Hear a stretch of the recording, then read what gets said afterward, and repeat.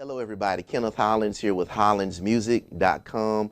Thank you so much for taking a few minutes and viewing this video. Now, what I have for you today is a question, and this is the question.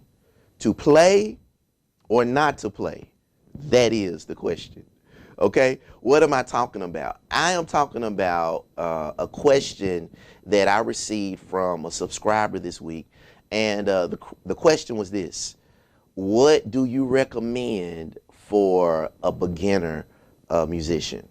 Okay, and I believe that this is a question that a lot of people have. What do you recommend for someone that has a strong desire to play, someone that wants to fill a void at their church? For example, you may be sitting there in the congregation and your church doesn't have an organist or a pianist, or they need some help in that area, and you're sitting there and maybe you're looking at an organ or a piano and nobody's playing it, and you're just thinking, man, I can do that. I know I can do that.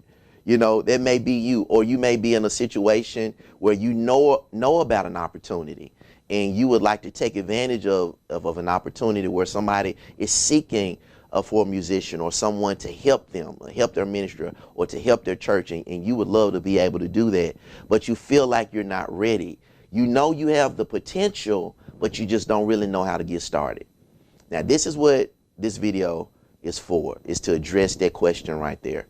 And so this is what I recommend.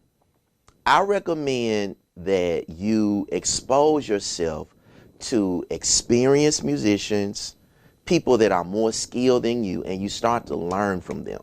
Okay? You start to learn from them.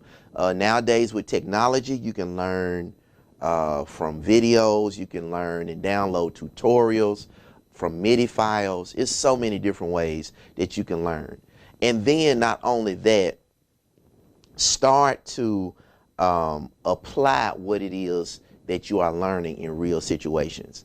Now, this is the thing where there's two different schools of thoughts, on this right here. And it is this. One school of thought is, when you're really trying to grow and you're trying to develop, the way that you do it is, of course, you practice, you get you a tutor, you get you a teacher, or you learn from videos or books, or however you learn. You start learning, then you learn songs. And then what you do is you make it a goal that I'm going to learn this, I'm going to learn that, I'm going to learn how to do this, I'm going to master this, I'm going to master playing in all 12 keys, I'm going to master all of my skills and my chords, and I'm going to learn 20 songs, and I'm going to be able to carry a whole entire service. And when I get to that point, then I'm going to start playing. I'm going to go somewhere, or I'm going to start playing at church, or whatever the case is. That's one school of thought.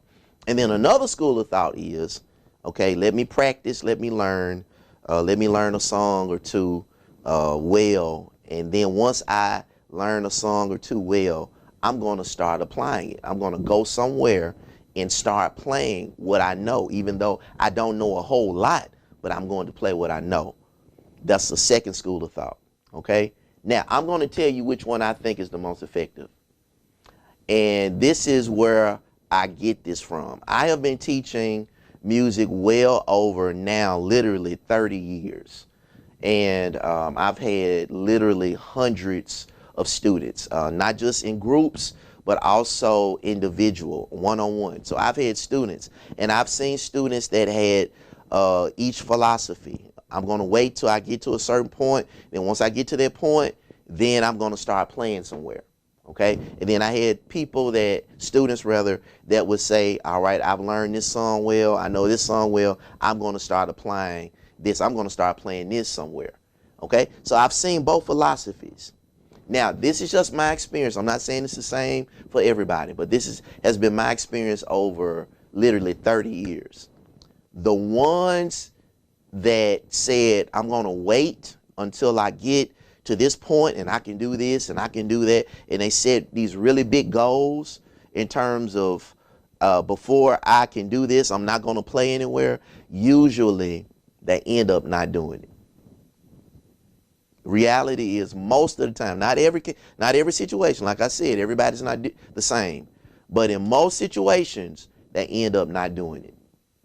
But this is what I noticed: the ones that as soon as they learn something, They have a mindset that I am going to apply this. I'm going somewhere and play this. I'm going to play it at my church. I'm going to play it for a ministry. I'm going to a program. I'm going to play this song somewhere. And the musicians, now this is my experience now. I know it may not be the same for everybody, but the musicians that approached it like this, I saw their growth happen so fast. You know, if I were to compare the two, the philosophy of I'm going to wait and wait and wait, and when I really get there, then I'm going to start.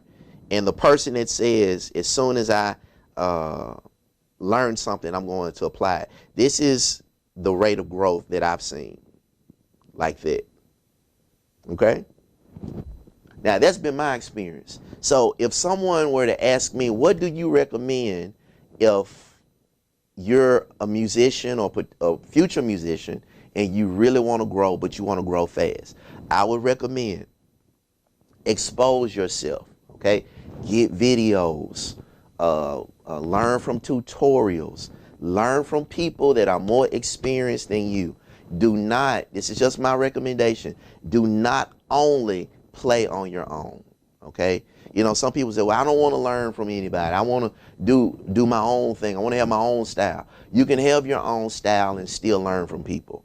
And what learning from people does, it shortens the learning process, because now you have somebody just giving you something that could potentially take you a really long time to figure out by yourself. So it's real important to learn from other people. And then once you learn those songs, like how they would do it, then start to apply it.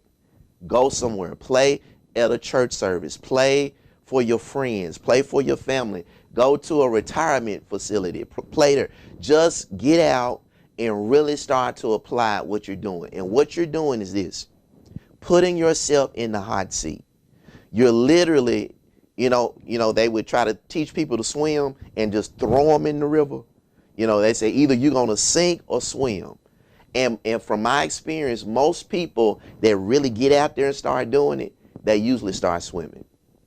And so you see their growth happening so fast. I've seen it over and over and over again. And so, you know, you may be sitting there thinking, oh my goodness, I believe them, but ooh, that makes me nervous. And it's a very uncomfortable situation. I was placed in that spot. I'll share with you all my experience. When I was I would say about 13 years old, I played at my home church. I played for a small church in Memphis, Tennessee. My father was the pastor. And so I was a PK, and I played the drums and I played the saxophone. Okay, so I would go back and forth. Me and 2 or 3 other guys would alternate on the drums. And sometimes I'll play the sax, sometimes I'll play drums. But that's what I did. And so I was comfortable with that, 13 years old. And my sister was actually the organist for our church. And so she was the full-time organist that played for everything. And she had to go away on maternity leave. So she was about to have a baby. And so she couldn't come. She was on bed rest for several weeks. So we were out of an organist. We didn't have anybody to play. And so I knew about, I would say about a song and a half. A half a song. I knew a song and a half. And so I got on the organ and just started trying to play. And you know how it sounded? Terrible. It sounded terrible. But it's a principle that I think it really works. I got in the hot seat. You know, I got in the hot seat, and it was a demand that was placed on me to come up. And so either I was going to come up or I was going to give up. And so instead of giving up, I came up. I literally started taking lessons from Barbara Jackson in Memphis, Tennessee, Barbara Jackson and Derek Jackson in Memphis, Tennessee. I always have to give them a shout out because they really helped me to get on the right track. And so I learned from them. I took lessons from them. Watch this. While I was in the hot seat, while I was trying to learn how to play for a whole entire service and learning the songs that they wanted to sing. And so it was very, very challenging for me. And sometimes it even felt stressful for me. But what it did was it forced me to grow, and it forced me to develop really fast. And so at the end of the day, what it did for me by immediately jumping in and applying what I learned, it forced me to get better and to get better fast. And so I just want to encourage somebody. That was my experience. This is what I saw with countless students that I've had, and I believe that it could be the same for you. You may want to have more of a balance than what I had, maybe. But what I'm saying is, if you want to grow, expose yourself to more seasoned, more experienced musicians. Learn from them. Learn the way they play. You know, learn the chords, the movements, and all of that, and then start to apply it. When you start to apply it, you may feel uncomfortable, but it's really going to help you to grow as a musician. Okay, that's my recommendation. I hope that helps somebody, and I hope it's something that you would consider if you're really serious about being a really good musician. Okay. All right. Well, I hope you enjoyed that. You always can go to my website if you want to pick up some material or some instruction that will help you on your journey. I believe I have some things there that will help you. I have some bundles that I put together just for musicians that want to play for a church or a ministry. It's for you. And so, and it's not expensive. It's an investment that you are investing in yourself, in your music, and really in your ministry of music. So you can go to my website, which is hollandsmusic.com, and we have instruction there for piano and organ for every level, beginners, intermediate, and advanced. Okay. All right, guys. Thank you for taking this time watching this video. I hope it was helpful. Please take a moment and subscribe to this channel, and give it a thumbs up. Make a comment. Let me know what you think about what I'm saying. And then also hit that notification bell so that you can get a notification when I upload new videos. Okay? All right, guys. It's been fun. And remember, HMPI, we're serving gospel musicians all over the world.